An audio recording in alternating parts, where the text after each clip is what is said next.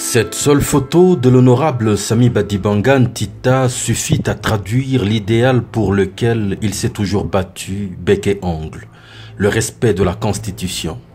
Et c'est une des raisons essentielles pour lesquelles il s'est jadis énergiquement opposé aux concertations nationales, sujet autour duquel il émettait alors des vives craintes et inquiétudes. National,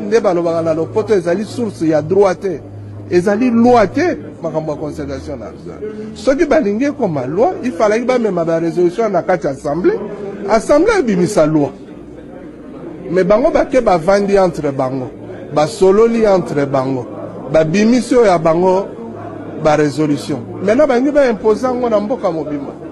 To yebisaka bango ba condition na biso pour la tokota na kati ya concertation na ba condition na biso tolobaka ba résolution ya Sénat ezala impérative peu opposable à tout le monde, c'est-à-dire Mbutunyo surtout andima yango baboya ki koyokela biso. Maintenant basali makambo na ndenge bango balingi ba imposer ngo bato nyonso o wana pe tokoki kondima yango te bato oyo bakondima makambo ba résolution ba oyo kaka bakotaki kuna bakende kosola makambo yango ya résolution, mais peuple congolais mobimba te. Parce qu'il ne faut pas que bosana que parti munene ya opposition et kotaki na masolo anaze. Donc les lois bako ya ko imposer biso ya ngota. Problème mususu oyo toye ko expliquer eza ya changement ya constitution. Que bazo lingande ba changer constitution. Ba commissaire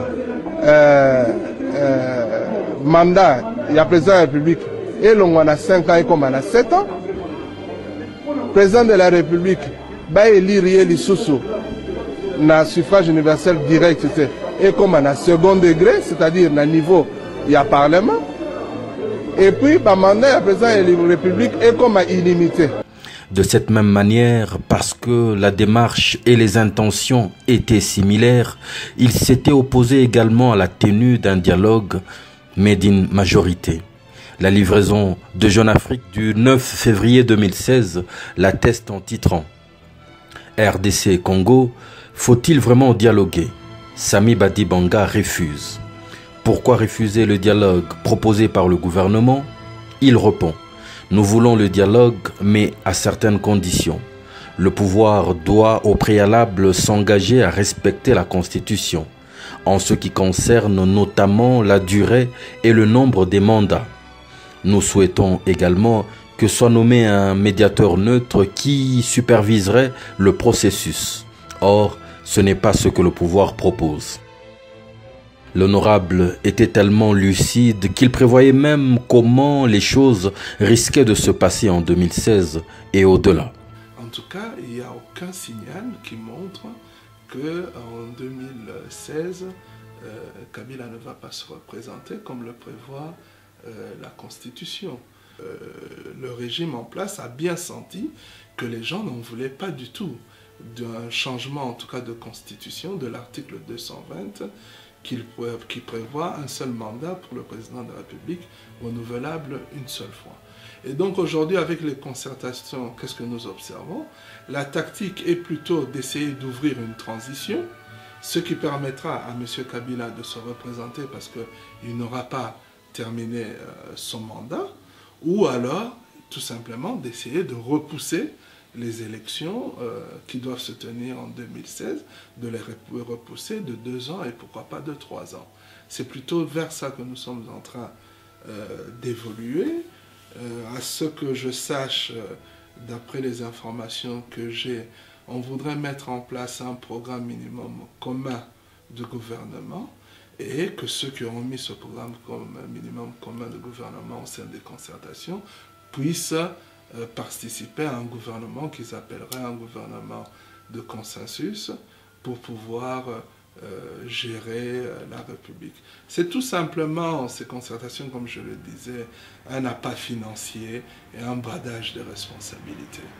Et c'est vers ça que nous sommes en train d'aller, vers un report des élections en 2016. Raison pour laquelle il a mobilisé la population à manifester et descendre dans la rue en s'opposant contre tous ses plans. Il demandait alors au peuple d'enlever la peur, à l'exemple d'Étienne Tshisekedi qui s'est battu contre toutes les dictatures. Vous savez, dans ce domaine, nous avons un guide qui est Étienne Tshisekedi. Il a fait l'essentiel du chemin. Il nous a montré la voie de la démocratie, enlever la peur par rapport à tout pouvoir dictatorial qui pourrait s'installer. Maintenant, c'est au peuple de prendre son avenir en main pour pouvoir continuer sur ce chemin-là.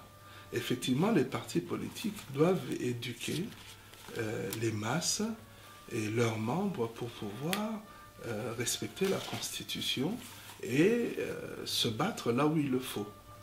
Il ne faut pas attendre que cela tombe du ciel pour qu'il y ait un changement. Nous devons faire respecter les règles qui doivent être lisibles. Donc la seule possibilité pour la Bango est de changer la Constitution.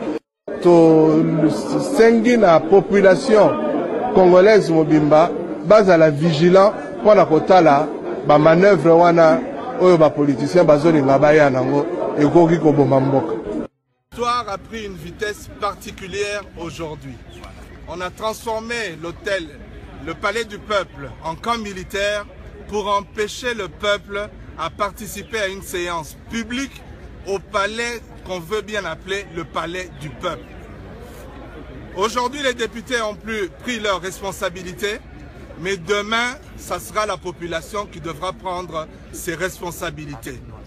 Avec nous ensemble, nous évoluerons jusqu'à la victoire finale, c'est-à-dire la réussite de la démocratie dans notre pays, le respect des textes et le respect des libertés, bien évidemment, en tenant compte des mandats et de la Constitution. Retrait sous la pression populaire de l'alinéa 3 de l'article 8, qui conditionnait la tenue des élections à l'organisation du recensement et de l'engagement de toutes les autorités autour du consensus politique d'organiser les élections de 2016 dans le respect des délais constitutionnels.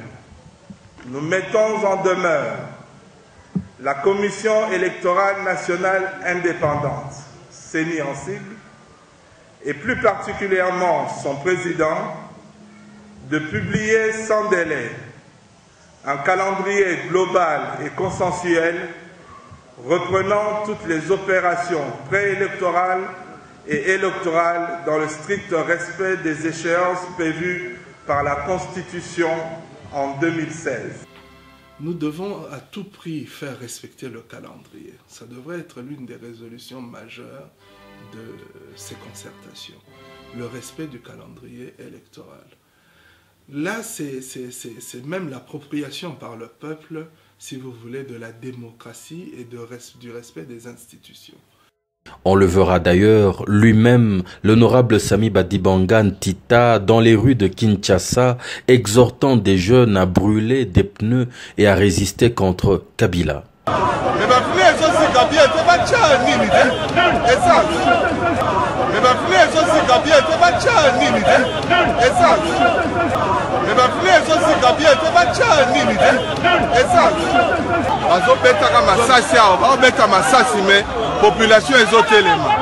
Population ezotelema oyo eya nango manifestation bato bazobetaka masasi awa baobeta masasi me population ezotelema. Subitement, en une démarche qui s'apparente au revirement de Vital Kamerhe, le combattant d'hier a retourné sa veste et s'est engouffré les yeux grands ouverts dans les schémas qu'il dénonçait hier encore, offrant ainsi à l'opinion une autre image d'inconstance politique. Facilement, des observateurs avisés peuvent comprendre les motivations de sa démarche. Lui-même hier donnait un nom à ce fléau. C'est tout simplement, ces concertations, comme je le disais, un appât financier et un bradage de responsabilité. C'est tout simplement, ces concertations, comme je le disais, un appât financier et un bradage de responsabilité. Appât financier et bradage de responsabilité. L'ex-conseil du Sphinx a changé de source d'inspiration et marche désormais au rythme de ce changement de couleur, vite devenu la marque de fabrique de Vital Kamerhe.